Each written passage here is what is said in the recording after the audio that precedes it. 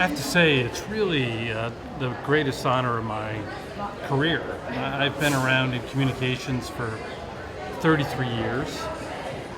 I've been at GE for 16 years, leading communications for the last 13. And what it means is that people have recognized the work that we do every day. You know, in these big enterprises like GE, it's all really about, understanding the contextual world that we're in, helping our enterprise engage with the world.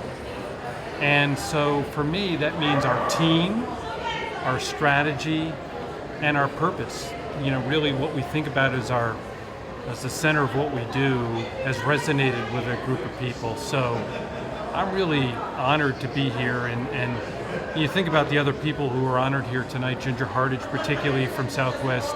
I've learned so much about her, about culture, about how you take the internal and make it external, beyond the firewall. So I'd have to say it's really the greatest honor of my career.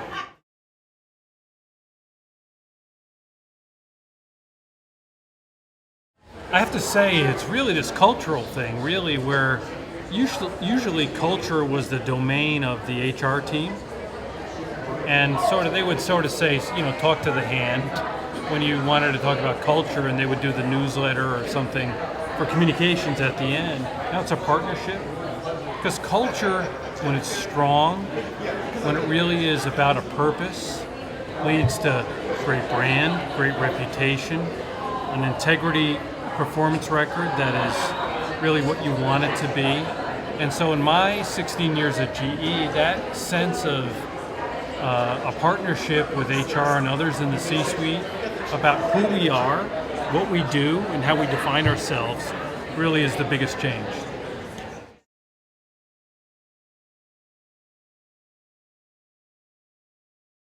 Yeah, it's really interesting. It's changing every day. The relationship between chief communicators and the rest of the C-suite. And it's not just because our job is changing, which it is, it's because all of their jobs are changing. Whether it's the CIO or the chief HR person or the general counsel. And I would say this is where we go in the future. We really are integrators across that C-suite. Communicators have the broadest remit of anybody in the function and anybody in the company, to really look at perspective and put things together. So I would say, foundationally, we're still the reputation managers, but we're also the integration officers across these big organizations. And in a way, we're the heads of enterprise engagement.